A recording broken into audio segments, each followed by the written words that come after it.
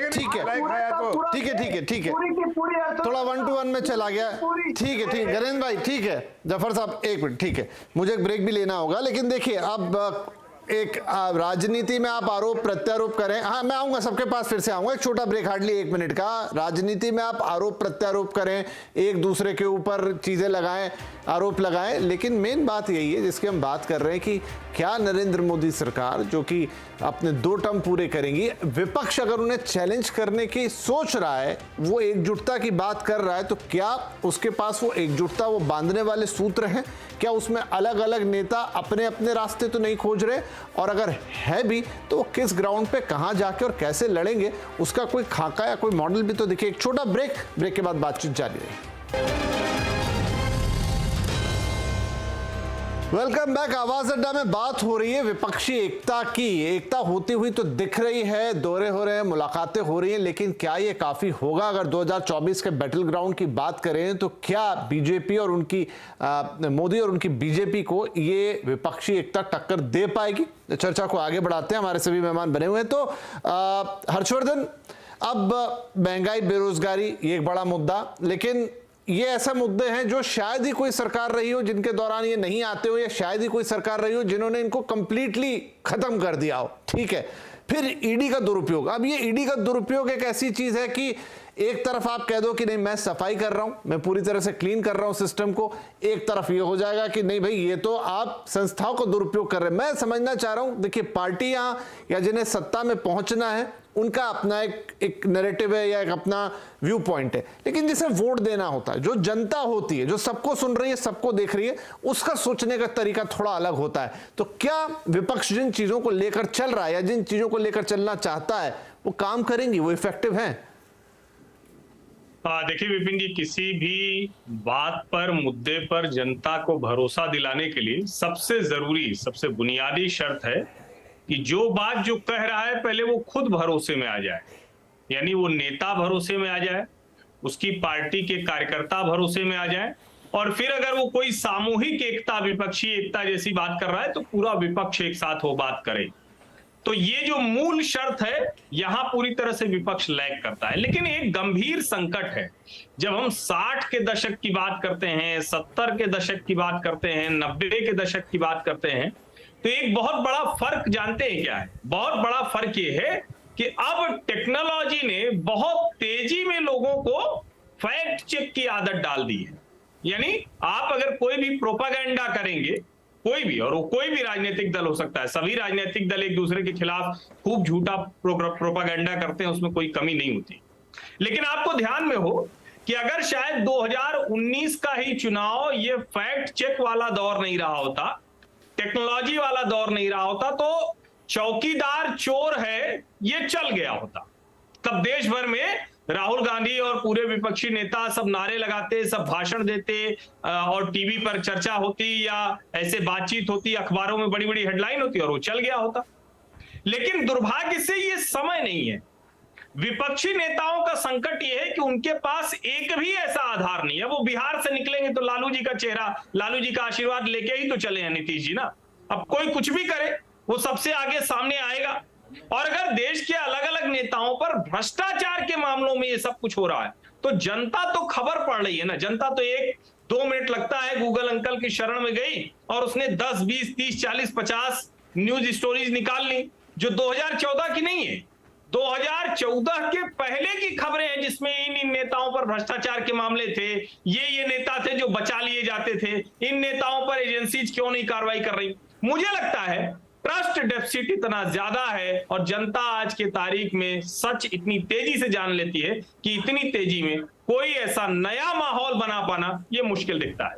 ठीक है, अबे दुबे साहब आप हाथ उठा रहे हैं, मैं आऊंगा, लेकिन एक बार मैं आशुतोष के पास जा रहा हूं। आशुतोष, ये बताएं मुझे कि एक तो ये कि क्या, कैसे आप विश्वास दिलाओगे, और दूसरा कि अब मान लीजिए कि केजरीवाल साहब हैं, ममता बनर्जी हैं, नीतीश कुमार हैं, राहुल गांधी भी चलिए उसमें गिनिए, वो आगे अपना दावा रखे ना रखे, वो अपना अलग एजेंडा लेके चल रहे हैं, देश की यात्रा कर रहे हैं, लेकिन कुछ तो आप एक सॉलिडेरिटी देंगे, कुछ तो आप एक विजन देंगे, कुछ तो आप एक थॉट प्लान देंगे। क्या ये सब एक पेज पर हैं?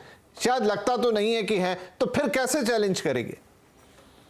देखिए विपिन जी, मैंने पहले भी कहा, मैं दोबारा कह देता हूं 2004 में किसी को उम्मीद नहीं थी कि अटल बिहारी वाजपेयी चुनाव हार जाएंगे, और 1977 में भी किसी को उम्मीद नहीं थी कि इंदिरा गांधी चुनाव हार जाएंगे, और अभी हाल में श्रीलंका में किसी को उम्मीद नहीं थी कि गृह युद्ध जीतने के बाद राजपक्षे चुनाव हार जाएंगे। तो ये, और अचानक क्या हुआ, उनको देश छोड़ के भी भागना पड़ गया। राजनीति में, लोकतंत्र में कब क्या हो जाए इसकी कोई गारंटी नहीं है। आज की तारीख में जो लोकतंत्र है वो कितनी असाधारण परिस्थितियों में काम कर रहा है, इसके लिए 2 उदाहरण सिर्फ मैं देना चाहता हूं। पहला उदाहरण मैं देना चाहता हूं कि आज संसद में 788 मेंबर ऑफ पार्लियामेंट हैं, लेकिन जफर इस्लाम साहब संसद में नहीं बैठ सकते। एक भी मुस्लिम आदमी, ना तो लोकसभा में, ना ही, माफ करिएगा, बीजेपी का एक भी एमपी जो है वो मुसलमान नहीं है, राज्यसभा में भी नहीं है और लोकसभा के अंदर नहीं है। क्या ये एक पार्टी जो केंद्र के अंदर है, जो केंद्र की सरकार चला रही है, क्या उसको एक भी मेंबर ऑफ पार्लियामेंट उस कम्युनिटी का नहीं मिला? कायदे से 10% नहीं तो 5%, 7%, 8% तो होना चाहिए ना। क्या ये असाधारण स्थिति नहीं है?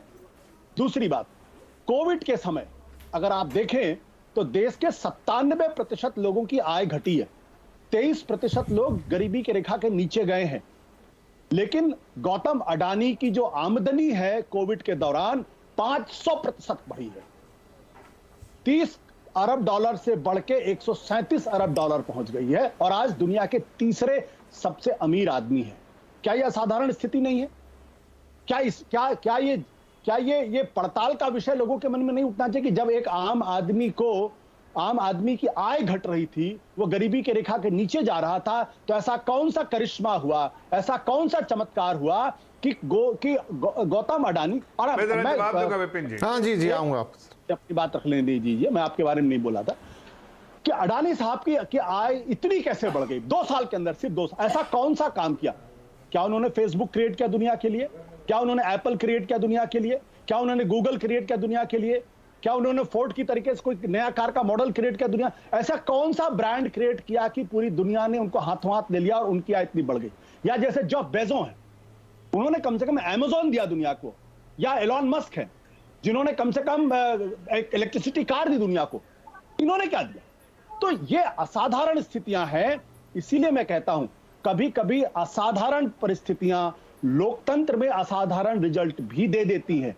इसलिए किसी को ना तो इस गफलत में रहना चाहिए। मैं ये मानता हूं कि नरेंद्र मोदी जी इस देश के सबसे पॉपुलर नेता, इसमें कोई दो राय नहीं, मैं उनके करिश्मे को मैं डिनाई नहीं करता हूं, लेकिन कब कौन नेता, कब कौन पार्टी जनता की नजर से उतर जाए या वो विकल्प तलाशने लगे 10 साल के बाद, ठीक है सर, ये कौन है? ये तो ठीक है, इस्लाम साहब नहीं थी जब आपने गृह युद्ध जीत लिया और आप उस आ रहा हूं, अबे साहब आ रहा हूं, आपके पास भी आ रहा हूं। गलत तरीका ये क्या है? ऐसे थोड़ी आप करेंगे, ऐसा डिस्क्रिमिनेशन मत करिए। अरे नहीं सर, आ रहा हूं, मैं समय देख के हिसाब लगा के चलता हूं, सबके पास, सबको मौका मिल जाएगा। इस्लाम साहब,